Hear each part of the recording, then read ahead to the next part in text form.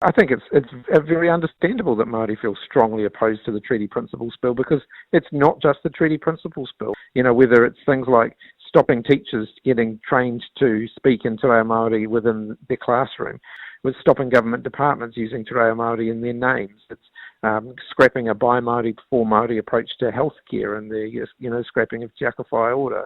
Across the board, you can see examples of where Māori are being written out of the government, and I can understand why Māori are feeling like the country's gone backwards 50 years.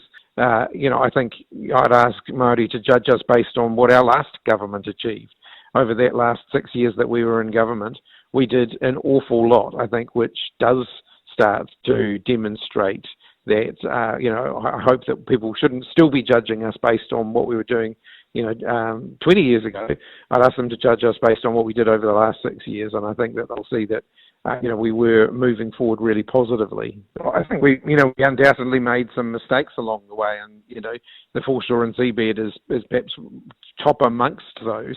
And I think even many of the ministers involved in that, now look back on that and they agree that we made some mistakes there. And I think government should be very reluctant, particularly in something like the marine and coastal areas legislation, to override the decisions of the courts without allowing the courts to complete their processes. I think that they should let the courts work through their process first, and that's not just my position. People like Christopher Finlayson, who was Attorney General in the last national government, have argued that as well. This government, they're quite happy to criticise judges openly and publicly.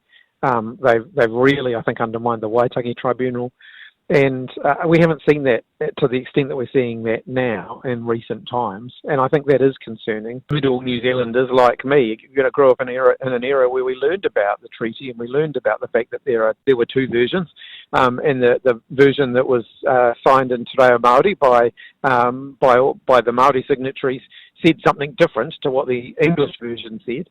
And that actually international law tells you that you follow the one that was written in the indigenous language of the country that most people signed, and that's the Māori version. And it's clear that the Māori version of the treaty, Māori didn't cede sovereignty. And I actually think we've made a lot of progress, and I think that just ripping all of that up and saying, no, we'll just forget all about that, I think is such a backwards move. The last 40 or 50 years of progress that we've made as a country is really important. And it's actually why, on the Crown side, just writing all of that off and saying, oh no, we're going to do something different now, it's actually a really risky thing to do. Non-Māori have anything to fear from Māori, doing better in New Zealand and thriving here in our economy and in our society. In fact, I think we have everything to gain from that. And I think some of the issues that, sort of middle New Zealand, if you want to use that phrase, it might be a bit anxious about. Actually, the more they see of it, the more they realise there's nothing to be scared of. Co-governance arrangements actually been great for everybody in the community.